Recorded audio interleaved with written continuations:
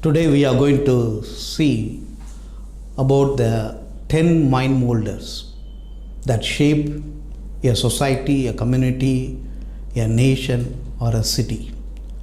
This is very important to understand from the mission perspective. When we think about missions, it is not just spiritual warfare, it is also warfare of ideas, where we proclaim the truth that transforms individuals, families, societies, and communities. So we will be looking at 10 mind molders. Anyway, before that, I would like to share, all of us have mission, whether we are full-time workers or we are believers. All of us have a specific mission that God has planned for us. When you look in the Gospels, in Luke chapter 19, we read about one tax collector, Zacchaeus, in the city of Jericho. So he repented and was willing to pay back what he had collected unethically, immorally, and illegally. But he continued in his profession. At the same time, in Matthew chapter 9, we read about Matthew, another tax collector. But God called him to be full-time minister, an apostle. So, two tax collectors, both of them were called. One was in the marketplace, another was one of the 12 disciples. So, each one of you have a call to influence, to impact, and to inspire the world to the higher level of morality and spirituality. And another important thing we have to understand, the cities today are the new mission challenge. How to transform cities. Yes, missions means we thought it was to work among the villagers, work among the primitive people, work among the illiterate people. That was right at one point of time. Today, people are moved into cities.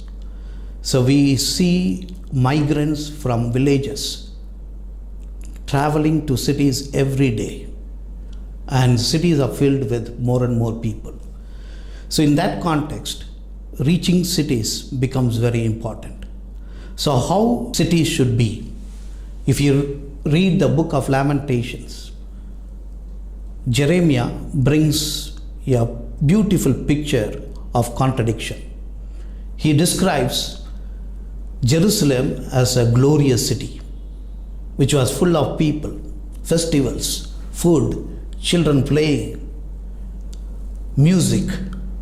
Then after the destruction of Jerusalem, he weeps, he laments, and says there was no people. It is desolate, it is lying waste. So he brings both these pictures, a glorious city and a devastated or destroyed city. So today, our cities are having both. One side, there are glorious aspects. Another side, we see the contradiction, that is the dark places where the poverty reigns, where sin reigns. So we are called not to build a new city, but to redeem the existing city.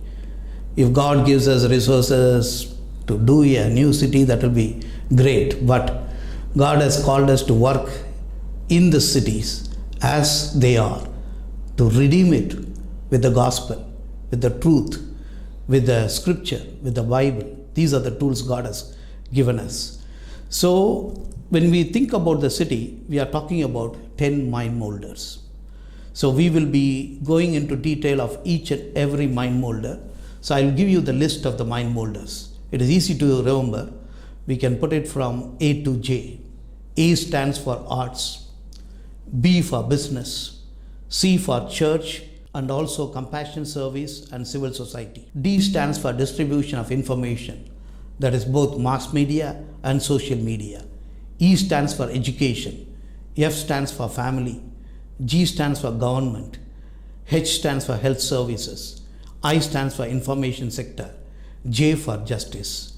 So we will be seeing all these 10 aspects of mind moulders that shapes the city, and see the responsibility of disciples in each arena, how they are going to engage in the city life and redeem that specific area where God has placed them.